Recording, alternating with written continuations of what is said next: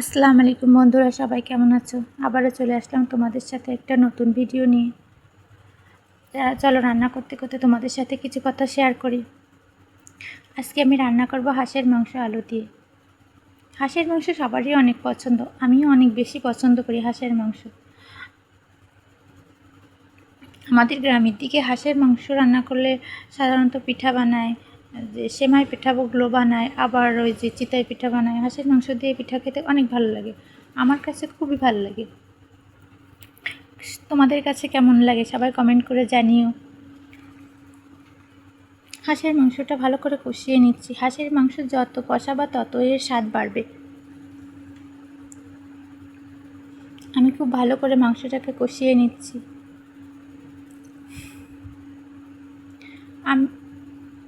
আমি মাংসটাকে অনেক ভালো করে কষিয়ে নিচ্ছি, অল্প অল্প করে পানি দিয়ে সুন্দর করে কষিয়ে নিচ্ছি।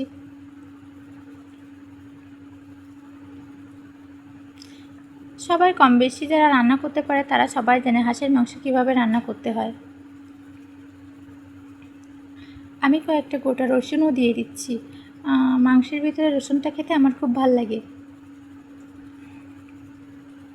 তোমাদের কেমন লাগে?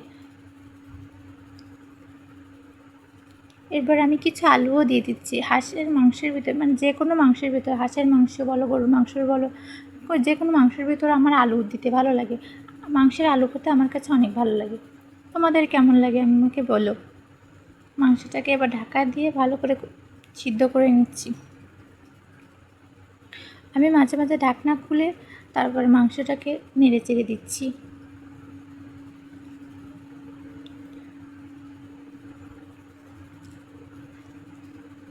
আসলে জীবনটা একটা সাধারণভাবেই জীবনযাপন করা উচিত প্রত্যেকটা মানুষের। আহামরি কোনো কিছু জীবনে হয় না আমাদের মতো সাধারণ মানুষের জন্য। যেটুক আছে সেটুকের ভিতরে সুখে থাকার চেষ্টা করতে হয়, ভালো থাকার চেষ্টা করতে হয়। এই যে আমার মাংস রান্না করা হয়ে গেছে, এবার মাংসটাকে নামিয়ে নিচ্ছি। নামিয়ে এই যে তোমাদের দেখাচ্ছি, এই যে ফাইনাল লুক এটা। কালারটা অনেক সুন্দর হয়েছে, তাই না?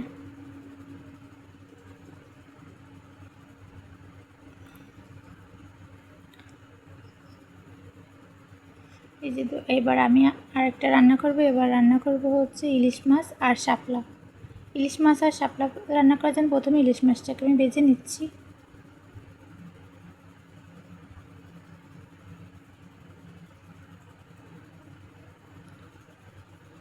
ইলিশ মাছটাকে ভালো করে ভেজে নেওয়ার পরে এবার কুচি করে রাখা পেঁয়াজটাকেও সুন্দর করে ভেজে নিচ্ছি। শাপলা দিয়ে ইলিশ মাছ রান্না করাটা অনেক সুন্দর লাগে। আমাদের এদিকে শাপলা দিয়ে ইলিশ মাছ রান্না করে অনেকেই খায়। এই যে এবার শাপলা দিয়ে দিচ্ছি।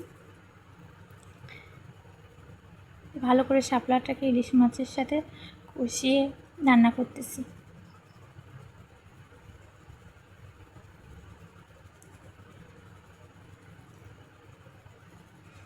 আমাদের এদিকে লাল শাপলাটাও অনেকে খায়, আমিও একবার লাল শাপলাটা খেয়ে দেখেছি। আমরা সাধারণত সাদা শাপলাটাই খাই, কিন্তু লাল শাপলাটা যেটা বলে রক্ত শাপলা, ওইটাও দেখছি অনেকেই খায়। তোমাদের ওদিকে কোন কোন শাপলা খায় আমাদেরকে জানিও।